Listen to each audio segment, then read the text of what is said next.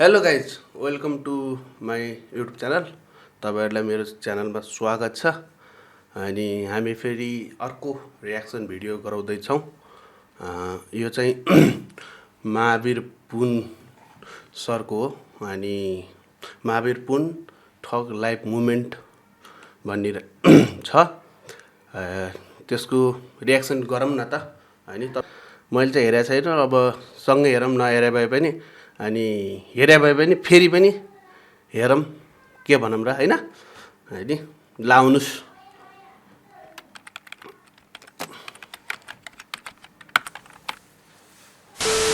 नेपालमै बसेर केही गरौँ भन्ने युवाहरूलाई चाहिँ के सन्देश दिन चाहनुहुन्छ? जेसुकै गर भन्ने सन्देश दिन्छु हैन। बस्नु मन लाग्छ भने बस्नुहोस्, मैले जबरजस्ती बस्नुहोस् भन्नु बस्ने कुरा त होइन।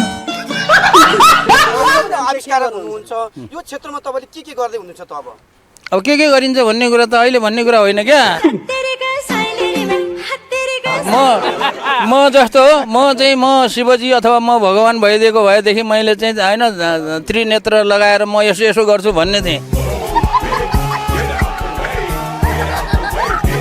अब अपर्झर यहाँ आएर मन्त्री भइएको छ।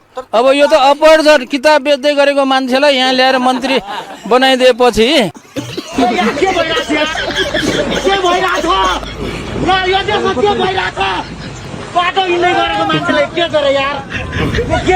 अब सम्माननीय ज्यूहरूसँग फोटो सेसनमा सहभागी हुनको लागि नवनियुक्त माननीय मन्त्रीज्यूहरूलाई हार्दिक अनुरोध गर्दछु। अपर्झर अब अहिले नै यो गर्छु भन्ने कुरा चाहिँ नसोध्नुहोस् तपाईँहरूले। पहिलो काम चाहिँ मन्त्रालयमा गएर अब के छ त्यो कुरा बुझ्ने हो। त्यो कुरा मलाई कसैले पनि गिफ्ट नदेऊ भन्छु, गिफ्ट दिन्छ, दियो भने मैले बेचिदिन्छु। खास कुरा के हो भने म र गल्लीको कुकुरमा फरक छैन। किन? सिरक ऊ 4 खुट्टे भयो, म चाहिँ 2 खुट्टे भयो। आजको कार्यक्रम के छ?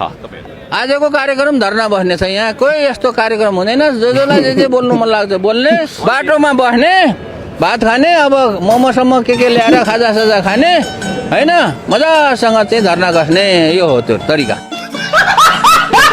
आविष्कार अनुसन्धानको लागि नारा लगाउने होइन, अनि जतिसम्म बस्न मन लाग्छ बस्ने, अनि चाहिँ अल्छी लाग्यो भने जाने।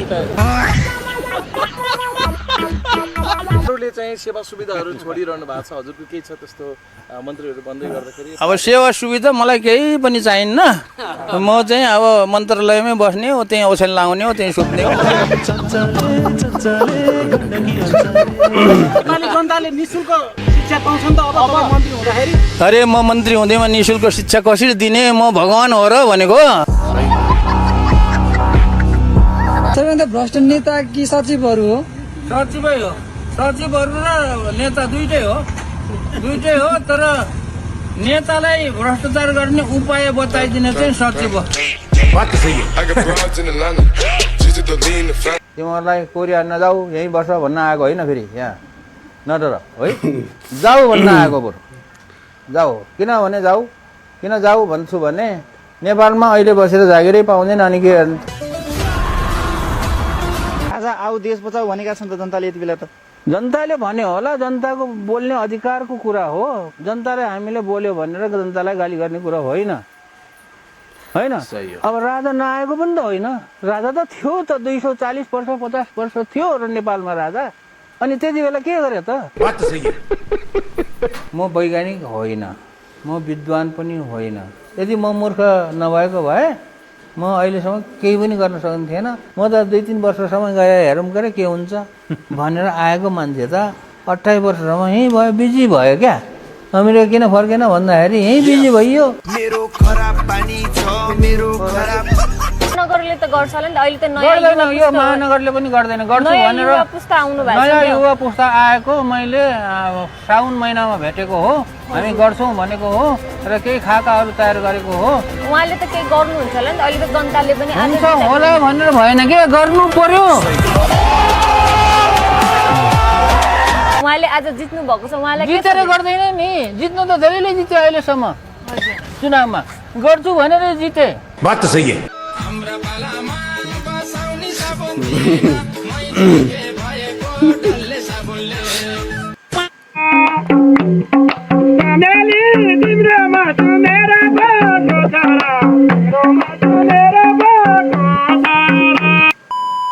राष्ट्रिय आविष्कार केन्द्रको अवस्था कस्तो छ? साँच्चै नै भन्ने हो भने राष्ट्रिय आविष्कार केन्द्र खोलेको 5 वर्ष भयो। एउटा मान्छेको बच्चा जन्मेर 5 वर्षमा कत्रो हुन्छ त्यत्रै। 5 वर्षसम्म मैले भनिरहेको छु यो मेरो आविष्कार केन्द्र होइन। यदि मेरो आविष्कार केन्द्र हो भने मैले महावीर आविष्कार केन्द्र भनेर नाम राख्थेँ नि। ल्यापटपले ठ्याक्क अनुहार ठेक्दो रहेछ कि खत्तम। By by. अहिले चाहिँ अनि परिवारमा को हुनुहुन्छ तपाईँहरू? परिवार त मेरो नेपालीहरू सबै परिवार हो कि यो साधारण यो सानो कुरामा त्यो उ गर्ने होइन। सबै मैले त नेपालीलाई मात्र होइन यो विश्वलाई मेरो आफ्नो परिवार मान्छु। एउटा काम गरिरहनु भएको थियो, इनोभेसनतिर लागिरहनु भएको थियो होइन, बुक लेख्नुपर्छ अब चाहिँ भन्ने चाहिँ के कारणले ड्राइभ गर्यो? त्यो कुरा त्यो बुकमा छर्लङ्ग सुरुको पेजमा चाहिँ छर्लङ्गै पारेको छु।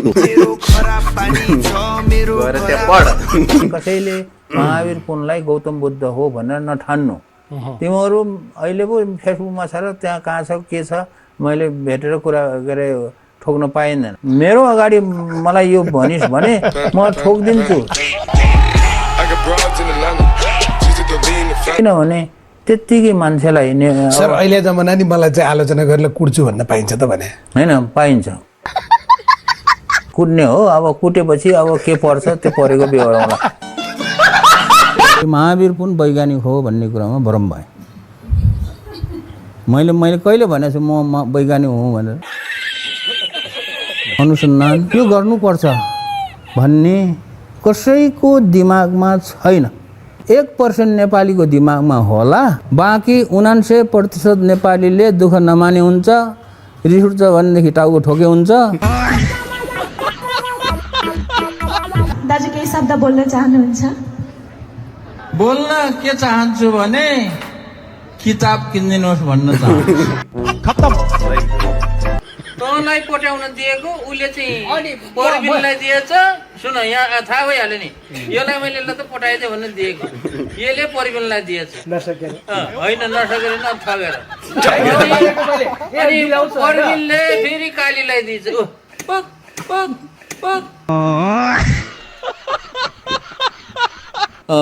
अस्तिसम्म मलाई थाहा थिएन भने धरानको मान्छे पानी खान नपाएर मर्या रहेछ भन्ने थाहा। पैसा हुँदाहुँदै पनि बुद्धि हुँदाहुँदै पनि पानी ल्याएर खान नसक्ने मान्छेहरू किन धरानमा बस्यो होला जस्तो लाग्छ मलाई।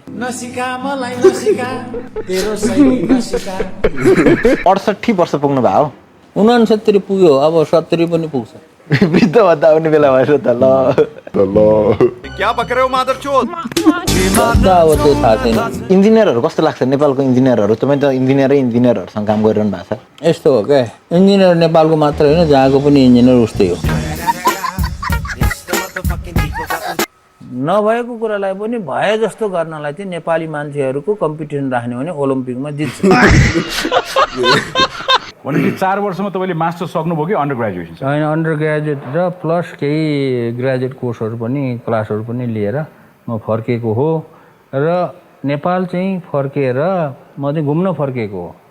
नेपालमा आएर केही अब 4 वर्षसम्म त पढियो, नेपालमा गएर केही गर्ने भनेर आएको चाहिँ होइन, घुम्न भनेर आएको हो।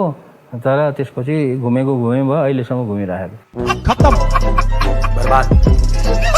लुगाफाटा बेला बेला यसो किन्न जानुहुन्छ? लुगा नकिनेको त अहिले 32 वर्ष भयो। म मूर्ख हो, मैले यो काम चाहिँ मूर्खका साथ गरिरहेको छु भन्ने कुरा उदाहरण जस्तो आविष्कार जस्तो मैले भने यो इन्टरनेट लैजाने काम त्यो मूर्ख नगरेको भए त्यो हुनै थिएन। आविष्कार केन्द्र खोल्ने काम मूर्ख नगरेको भए यो हुनै थिएन। अहिले वीरगञ्जको चिनी कारखाना कृषि औजार कारखाना जसलाई 1 रुपियाँ सरकारले दिएको छैन त्यसलाई मूर्खै नगरेको भए त्यो चल्ने पनि थिएन।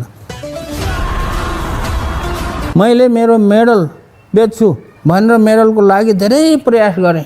मेडलहरू अन्तर्राष्ट्रिय मेडल, राष्ट्रिय मेडल, अनि सहयोग गर्ने बेलामा चाहिँ थाहा नपाए जस्तो गर्छ। अनि मैले चाहिँ मेडल बेच्छु भनेर यो सोसियल मिडियामा राखेपछि गृह मन्त्रालयले थाहा पाए जस्तो सम्मानित हुँदाखेरिको क्षण कसरी हजुरले त्यसलाई चाहिँ कसरी लिनुहुन्छ होइन? यस्तो हो क्या, पहिलो कुरा त कुनै चिज आफूले खोजेको कुरो पायो भने आफूलाई चाहिँ रमाइलो लाग्ने, खुसी लाग्ने हो क्या। यो कुनै पनि मेडल मैले खोजेकै मेडल होइन, नखोजेको चिज आयो नि, आएकोलाई फाल्नु भएन। त्यो मेडलले दुःख पाएको छ। दुःख कसरी पाएको छ भन्दाखेरि त्यसलाई चाहिँ कहिले यो कुनामा बस्छ, कहिले त्यो कुनामा बस्छ। म अब कहाँ मेडल बोकेर कहाँ हिँडिरहनु। आविष्कार केन्द्रमा के भइरहेछ हजुरले हल्का ब्रिफिङ गरिदिनुहुन्छ कि भने? होइन, आविष्कार केन्द्रमा भएको कुराहरू त्यसै एक राउन्ड आफैले घुमेर हजुर हेर्दै जानु, त्यो कुराहरू रेकर्ड गर्नु। बस्ने पनि यही व्यवस्था छ? बस्ने कोही उसैको केही छैन। अब सुकुम्बासी छ भने यहाँ बस्न पाइन्छ। के मिल्यो अरे? इनडेप्थ स्टोरी भने छ। अब इनडेप्थ स्टोरी भन्ने जुन मिडिया छ, तपाईँहरूलाई मनपर्छ भने सब्सक्राइब गर्नु। तपाईँलाई मन परेको परेन? अनि मलाई चाहिँ मिडियासँग त्यति केही वास्ता राख्दैन।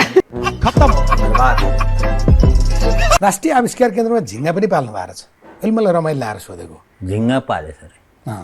अनि कतिले उडाउने मान्छेले राष्ट्रिय झिङ्गाको आविष्कार गरेछ भने होइन, अथवा झिङ्गा कुरेर बसेको छ भन्ने नि हुन्छ, हाम्रो भाषा हुन्छ। झिङ्गा पालेर बसेको छ उहाँ, आविष्कार कत्रो आविष्कार गर्ला भन्दाखेरि त झिङ्गाको पो आविष्कार गर्छ। कस्तो किसिमको झिङ्गा हो, त्यो झिङ्गाले के गर्छ भन्ने कुरा पहिला बुझेर कमेन्ट गर्नेले बुझेर गर्नु पर्यो नि।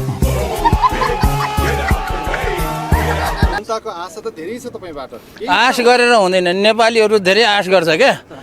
आफूले चाहिँ काम गर्दैन, आश मात्र धेरै गर्छन्।